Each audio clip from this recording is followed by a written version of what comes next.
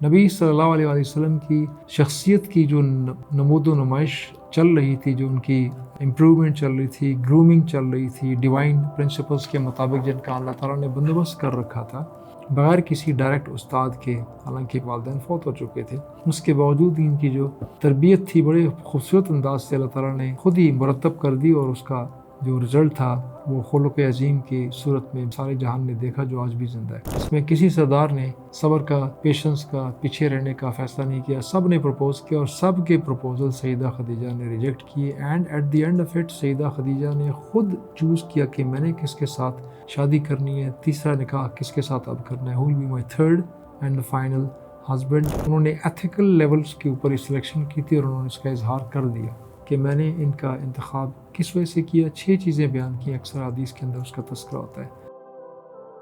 اعوذ باللہ من الشیطان الرجیم، بسم اللہ الرحمن الرحیم، نحمدہ و نصلی علی رسولہ الکریم، اما بعد فاعوذ باللہ من الشیطان الرجیم، بسم اللہ الرحمن الرحیم، رب اشرح لی صدری ویسر لی امری واحلل عقدۃ من لسانی یفقہوا قولی۔ نبی اکرم صلی اللہ علیہ وآلہ وسلم کی حیات مبارکہ میں سے نبی صلی اللہ علیہ وسلم کی پیدائش کے بعد، اس کے بعد ان کے والد کی پیدائش پہلے، فوتگی پہلے ہو چکی تھی، اس کے بعد نبی صلی اللہ علیہ وسلم کی پیدائش ہوئی، پیدائش کے بعد نبی صلی اللہ علیہ وسلم کی والدہ کا انتقال ہوا، اور پھر نبی صلی اللہ علیہ وسلم کے دادا کا بھی انتقال ہوا۔ تو ان قریب ترین مربیوں کے انتقال کے بعد نبی صلی اللہ علیہ وسلم کی جو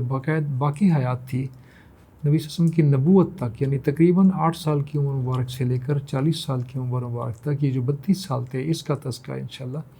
گاہے گاہے انشاءاللہ سیکوینشلی ہوتا رہے گا، جس میں آج اجمالی طور پر not specific to the time but specific to this time bracket complete، جو کہ نبوت سے پہلے اور نبی صلی اللہ علیہ وسلم کے بچپن، لڑکپن اور جوانی کا ٹائم تھا، pre teen, teen and post teen, youth time, maturity time, اس کا تذکرہ ہوگا، جس میں سے ایک بنیادی چیز کا میں نے تذکرہ آج کرنا ہے، جو انتہائی بنیادی سطح کی ہے اور جس کا ہماری زندگی کے ساتھ بہت بہت گہرا تعلق ہے۔ نبی صلی اللہ علیہ وآلہ وسلم کی شخصیت کی جو نمود و نمائش چل رہی تھی، جو ان کی امپرومنٹ چل رہی تھی، گرومنگ چل رہی تھی، ڈیوائن پرنسپلز کے مطابق جن کا اللہ تعالیٰ نے بندوبست کر رکھا تھا، بغیر کسی ڈائریکٹ استاد کے، حالانکہ پیرنٹس جا چکے تھے، والدین فوت ہو چکے تھے، اس کے باوجود ان کی جو تربیت تھی بڑے خوبصورت انداز سے اللہ تعالیٰ نے خود ہی مرتب کر دی، اور اس کا جو رزلٹ تھا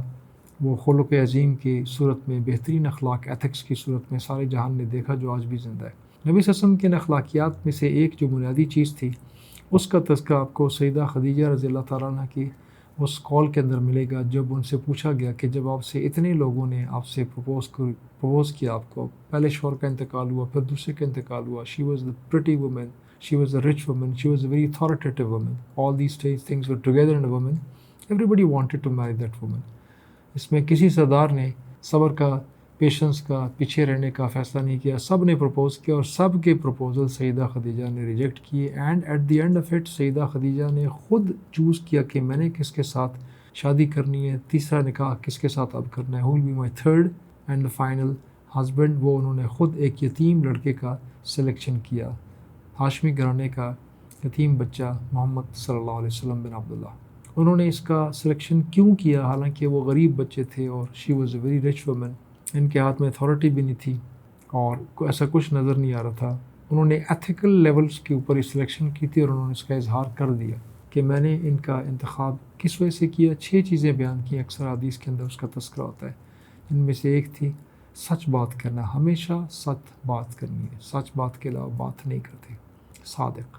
نمبر 2، امین، امانت دار ہیں، امانت میں خیانت نہیں کرتے۔ These are the 2 basic things۔ جو سوالی مدد کے لیے، سوال کے لیے ہاتھ اٹھائے، اس کے ساتھ اس کی مدد کے لیے چل پڑتے ہیں، اور یہ مہمانوں کا خیال رکھتے ہیں، اور یہ کیا کرتے ہیں، یہ پڑوسیوں کے ساتھ بہترین حسن سلوک رکھتے ہیں۔ These were the reasons of the fame of the Prophet محمد صلی اللہ علیہ وآلہ وسلم۔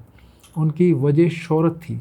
سیدہ خدیجہ نے جس نوجوان کو چنا تھا، اس نوجوان کی فیم، اس نوجوان کی شہرت، ان کی جو آئیڈینٹی، شناخت تھی اس معاشرے میں محمد بن عبداللہ صلی اللہ علیہ وسلم کی، وہ کسی نیک پرہیزگار، پہاڑوں پہ جا کے مراقبہ کرنے والے، چلے کاٹنے والے کسی بزرگ کی نہیں تھی، بلکہ وہ ایک اچھے، صاف ستھرے، صادق اور امین، ایتھیکلی موسٹ ہائی ویلیو، اخلاقیات میں بلند ترین مقام پر بیٹھے ہوئے ایک ایسے نوجوان کا تھا کہ جس کے اخلاقیات میں کسی ایک چھوٹی چیز کے اندر بھی، کسی بھی چیز کے اندر ذرا سی بھی کمی کسی کو نظر نہیں آ رہی تھی۔ زبان سے لے کر عملیات تک ہر چیز بالکل صاف ستھری تھی۔ سیدہ خدیجہ رضی اللہ تعالیٰ عنہ تو نبی صلی اللہ علیہ وسلم کی، رسول اللہ صلی اللہ علیہ وسلم کے، اللہ تعالیٰ کے نبی کی پہلی بیوی ٹھہری،